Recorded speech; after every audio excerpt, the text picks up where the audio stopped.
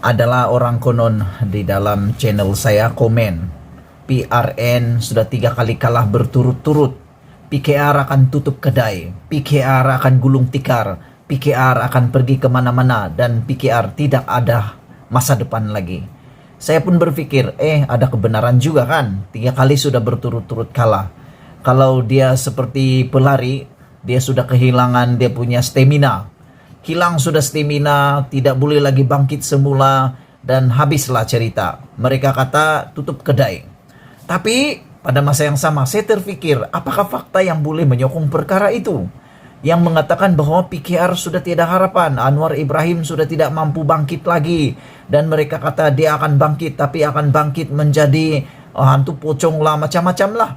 Tapi saya memikir itu semua mungkin hanya ikut emosi. Jadi saya pun terpikirlah mencari fakta untuk menyokong pendapat orang-orang yang mengatakan PKR gulung tikar karena kalah 3 kali berturut-turut teruk lagi tuh bukan kalah biasa-biasa. Tapi malangnya apa yang saya jumpa bukan jawaban kepada persoalan gulung tikar sudah itu PKR, tapi yang saya dapat adalah jawaban 3 kali berturut-turut kalah PRN. Apakah PKR sudah tiada masa depan? Jawabannya adalah benar, PKR adalah 3 kali berturut-turut kalah. Memang benar, diakui Parti Keadilan kalah teruk dalam 3 PRN, yaitu Melaka, Sarawak, dan Johor. Apakah ini bermakna Parti Keadilan sudah tidak ada masa depan? Itu yang dipersoalkan di dalam komen, di dalam salah satu konten dalam channel saya. Tapi jawaban sebenarnya adalah tidak. Saya ulang sekali lagi. Jawaban kepada persoalan adakah PKR sudah tidak ada masa hadapan dan adakah PKR akan tutup kedai?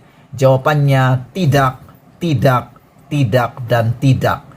PKR masih ada harapan.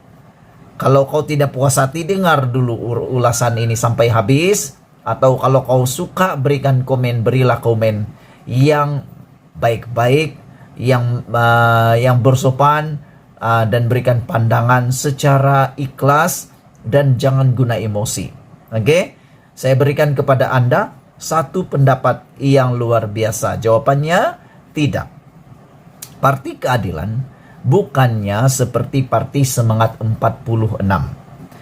Selepas tewas 2 kali pilihan raya umum pada tahun 1990 dan 1995, Parti Semangat 46 terus tutup kedai dan rujuk semula ke dalam UMNO.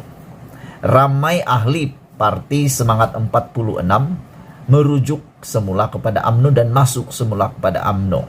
Itu Parti Semangat 46. Parti Keadilan yang nama penuhnya Parti Keadilan Rakyat adalah Parti Reformasi dan Parti Perjuangan. Jika disusur galur sejarahnya, Parti Keadilan bukan hanya bermula dari letusan reformasi pada tahun 1998.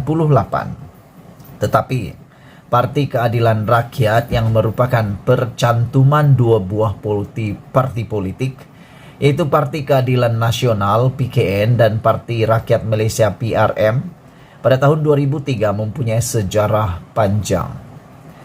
PKN ataupun Parti Keadilan Nasional mewarisi gerakan reformasi tahun 1998, manakala PRM mewarisi perjuangan sejak Kesatuan Melayu Muda KMM pada tahun 1930-an, Parti Kebangsaan Melayu Melaya PKMM 1946 dalam menentang penjajahan Inggris untuk kemerdekaan tanah air. Parti Reformasi dan parti yang mewarisi perjuangan kebangsaan untuk kemerdekaan yang ada pada batang tubuh Parti Keadilan ini tidak akan lumpuh dan mati hanya kerana kalah beberapa pilihan raya. Ada hikmah kepada Parti Keadilan sebenarnya setelah melalui beberapa kekalahan dalam pilihan raya peringkat negeri.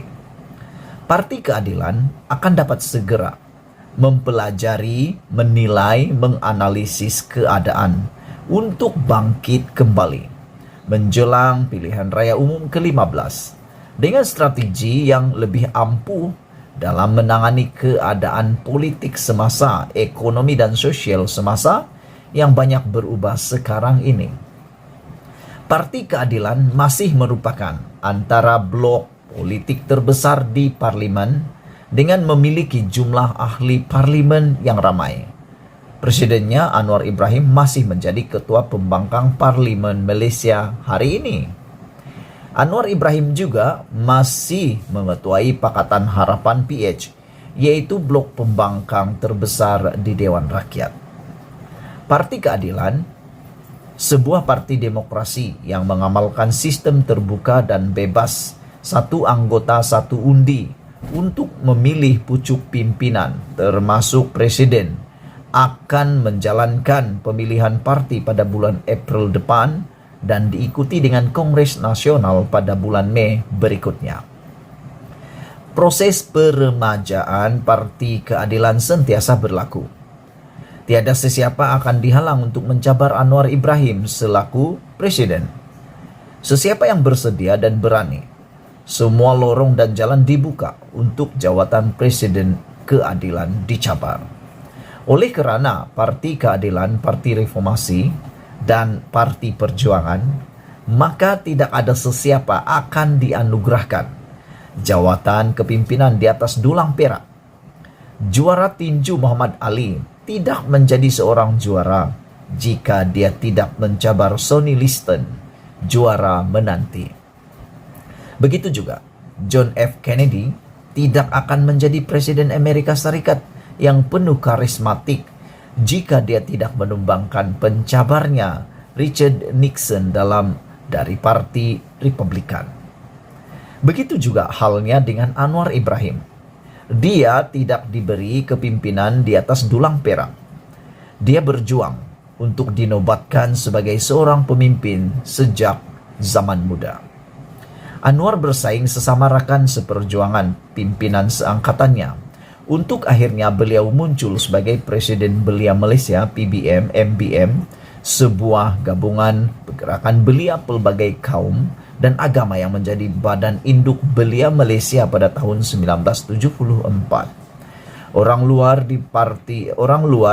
Parti Keadilan boleh bersuara supaya Anwar Ibrahim berundur setelah Keadilan dan PH kalah dalam PRN Melaka, Sarawak dan Johor. Tetapi hanya anggota Parti Keadilan sahaja yang mempunyai hak dan keistimewaan jika mereka mahu menjatuhkan Anwar Ibrahim. Jadi, cabaran terletak pada anggota Keadilan sendiri untuk menentukan masa hadapan Parti Keadilan. Jika ada di kalangan anggota Parti Keadilan merasakan Anwar Ibrahim sudah tidak lagi relevan, maka pemilihan parti pada bulan April depan adalah masanya. Semua orang dalam Parti Keadilan berhak untuk mencabar Anwar Ibrahim sebagai calon presiden. Tetapi masing-masing perlu bercermin diri. Misalnya dalam PRN Johor yang baru berlalu ini, siapakah yang paling kuat berkempen untuk memenangi calon-calon keadilan jika bukan Anwar Ibrahim? Begitu juga sebagai pengurusi PH dan ketua pembangkang di parlimen. Tidak ada sesiapa yang akan menghalang untuk orang lain menggantikan Anwar Ibrahim sebagai pengurusi PH dan ketua pembangkang. Jawatan-jawatan itu bukan dipegang selama ini oleh Anwar atas alasan tidak bersebab. Ada meritnya yang ada pada Anwar. Jika sudah sampai ketikanya kini, Anwar Ibrahim sudah tidak lagi relevan pada PRU 15 akan datang, perlukan seorang jeneral baru untuk memimpin PH dan blok pembangkang, tidak ada siapa yang akan menghalang. Silalah, pilih jendela baru kalau ada. Anwar Ibrahim tidak akan melepaskan jawatannya pada rakyat dengan negara secara mudah, santai-santai begitu sahaja. Beliau seorang pejuang yang tahu tugas sejarahnya. Bukan sia-sia beliau bertahan berbelas tahun di dalam penjara. Itu harga yang perlu dibayar demi idealisme perjuangannya. Anwar Ibrahim tidak mendapat percuma mendaki syaf kepimpinan dulu di zaman dia berada di dalam UMNO. Untuk menjadi ketua pemuda UMNO, Anwar bertarung mengalahkan Haji Suhaimi Kamarudin.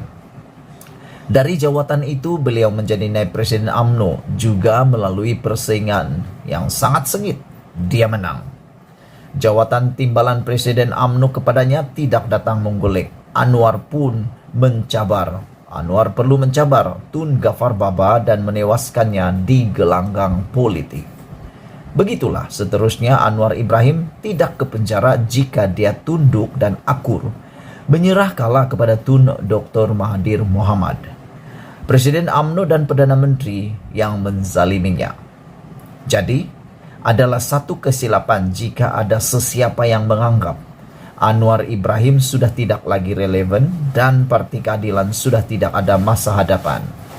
Ulasan ini ditulis oleh Hasan Abdul Karim, ahli Parlimen Pasir Gudang, ditulis pada 14 Mac 2022, dipetik daripada sahbudin.com. Sebelum kita berpisah, sila tinggalkan komen Anda tentang isu hangat pada petang ini.